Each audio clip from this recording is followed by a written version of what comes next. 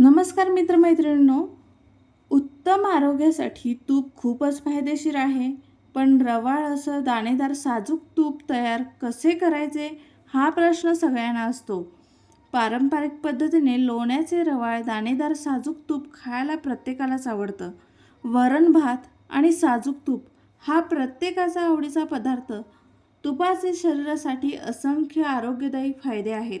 अगदी सजेल त्वचेपासून ते गुडघ्याची झीज भरून काढेपर्यंत सगळीकडे तुपाचा फायदा होतो. तूप चपाती किंवा तूप भात खाऊन शरीराला खूप फायदा होतो. पण हे रवाळ दाणेदार साजूक तूप आपण बनवताना अनेक चुका करत असतो. अशा वेळी मी सोप्या पद्धतीने रवाळ दाणेदार घरगुती तूप बनवण्याची पद्धत मिक्सर ग्राइंडर न वापरता दाखवणार आहे. नमस्कार मित्रमैत्रिणींनो, मी ऋतुजाच रेसिपी मराठी या आपल्या चॅनलवर सर्वांचे पुन्हा एकदा मनापासून स्वागत. आज मी तुम्हाला एकदम सोप्या पद्धतीने घरगुती रवाळ दाणेदार साजूक तूप कसं बनवायचं ते दाखवणार आहे. आणि खास गोष्ट म्हणजे यासाठी आपण मिक्सर ब्लेंडर किंवा कोणतेही मशीन वापरणार नाही आहोत.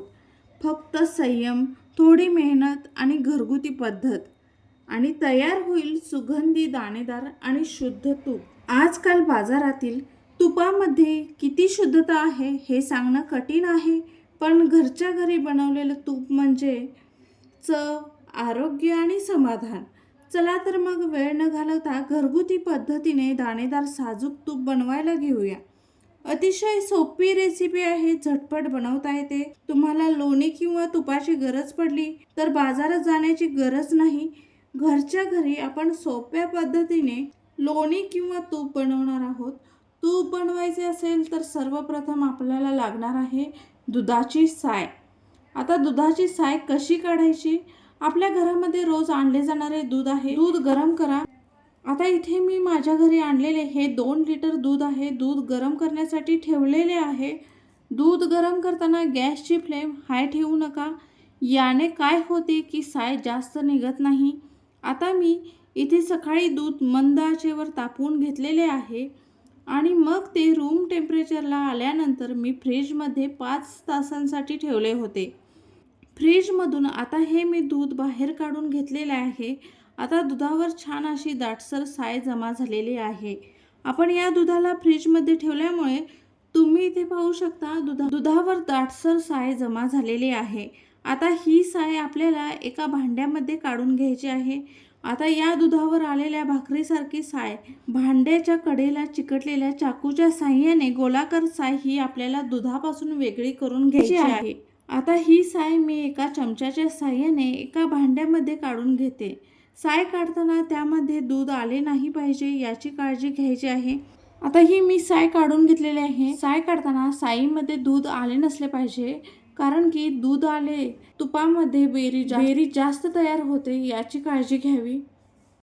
आता या साईला आपण विरजण लावून घ्यायचे आहे. आता मी इथे एका वाटीमध्ये विरजण घेतले आहे. हे विरजण साईमध्ये मिक्स करून घेते. कधी कधी साईला अंबूस कडवट वास येतो किंवा साय कडवट होते. विरजण लावल्यामुळे अंबूस वास येत नाही, कडवटपणा येत नाही, कडवट वास येत नाही.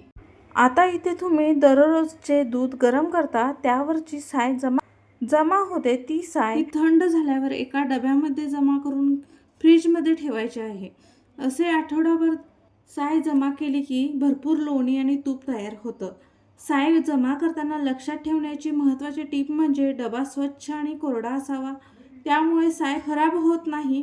आता ही मी आठवडाभराची साय साठवलेली साय घेतलेली आहे. साधारण 700 ते 800 ग्रॅम आरामात असावी. साय साठवताना आपण विरजण लावलेले होते, याने साय थोडी आंबट होते. साय ही थोडी आंबट झाली तर लोणी खूप छान निघतं. आता एका मोठ्या भांड्यामध्ये सगळी साय घ्या. आता इथे मी आठवड्याभराची साय एका मोठ्या भांड्यामध्ये सर्व साय काढून घेतलेली आहे. त्यामध्ये थोडे गार पाणी घातलेले आहे आणि हे पाणी सायमध्ये ओतलेले आहे. त्यामध्ये थोडेसे पाणी घाला. इथे तुम्ही थोडे बर्फाचे खडे घातले तरी चालतील. इथे मी बर्फाचे खडे या साईमध्ये घातलेले आहेत. आता एका चमच्याच्या साह्याने ही साय व्यवस्थित हलवून घ्यायची आहे. इथे तुम्ही लाकडी रवी वापरू शकता, पण ही साय घुसळायची नाही. फक्त एका बाजूने चमच्याने फिरवायचे आहे. तुम्ही इथे पाहू शकता फक्त एक चमचा वापरून मी ही साय मिक्स करून घेत आहे. बर्फाचे खडे यामध्ये घातलेले आहेत आणि ही साय फक्त एका चमच्याच्या साहाय्याने मी मिक्स करून घेत आहे.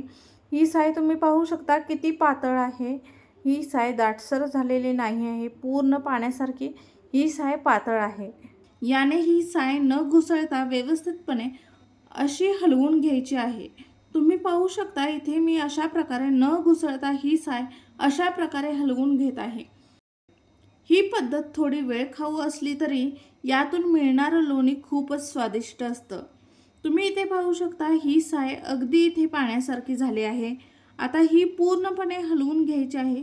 तुम्ही पाहू शकता ही साय अगदी पाण्यासारखी आहे, तरीही मी व्यवस्थित इथे हलवून घेत आहे. आता ही मी इथे चमच्याच्या साहाय्याने हलवून घेतलेली साय थोडीशी दाटसर झालेली आहे. आता इथे मी हँड ब्लेंडर वापरणार आहे. त्या ठिकाणी तुम्ही रवीसुद्धा वापरू शकता आणि अशा प्रकारे मिक्स करून घ्यायचे आहे, घुसळायचे नाही आहे. आपण रवी जरी वापरला तरी घुसळायचे नाही आहे. आता इथे पाहू शकता या साईला दाटसरपणा हळूहळू येत आहे. अशा प्रकारे व्यवस्थित ही साय मिक्स करून घ्यायची आहे. जोपर्यंत साईला दाटसरपणा येत नाही तोपर्यंत हे व्यवस्थित एकसारखे हलवून घ्यायचे आहे. आता ही साय हळूहळू तुम्हाला दाटसर झाल्यासारखी दिसेल. तुम्ही इथे पाहू शकता आधी जी साय होती आणि आता जी दाटसर साय आहे यामध्ये किती फरक आहे.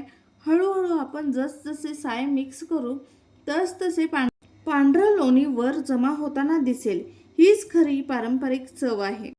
आता इथे तुम्ही पाहू शकता काही क्षणातच हे आपले लोणी वर आलेले आहे. कशा प्रकारे साईचे हे लोणी तयार झालेले आहे. काहीही मिक्सर ब्लेंडर न वापरता, इलेक्ट्रिक कोणतीही वस्तू न वापरता फक्त हाताच्या साहाय्याने आणि चमच्याच्या साहाय्याने आपण हे लोणी काढलेले आहे. आता हळूहळू हे लोणी पूर्णपणे वर आलेलं आहे. या लोण्याचा आपण गोळा करून घेऊया. तुम्ही पाहू शकता या साईचे पूर्णपणे लोणी तयार झालेले आहे आणि ताक वेगळे झालेले आहे. आता वर आलेलं लोणी हलक्या हाताने वेगळे काढून घ्या. आता तुम्ही इथे पाहू शकता आपले हे लोणी तयार झालेले आहे. लोण्याचा घट्ट असा गोळा तयार झालेला आहे. आता मी इथे हे लोणी एका जाडबुडाच्या कढईमध्ये काढून घेत आहे.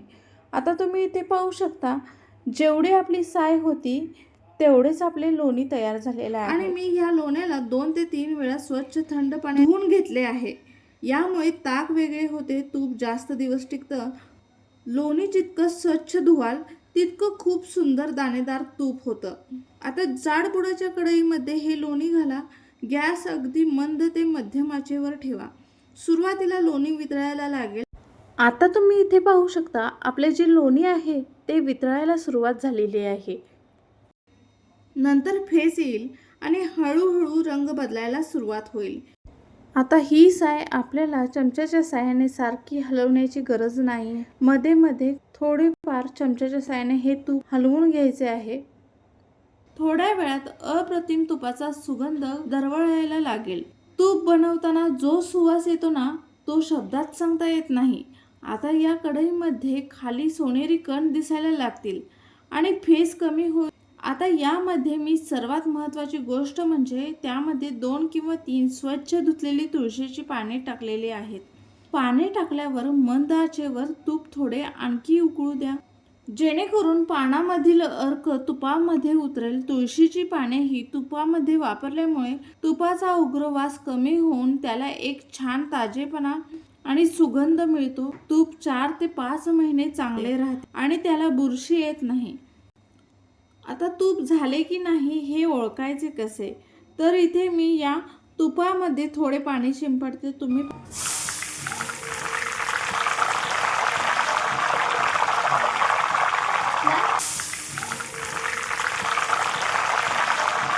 पाहू शकता इथे मी पाणी शिंपडल्यानंतर तुपातून अशा प्रकारे कडकडण्याचा आवाज झालेला आहे.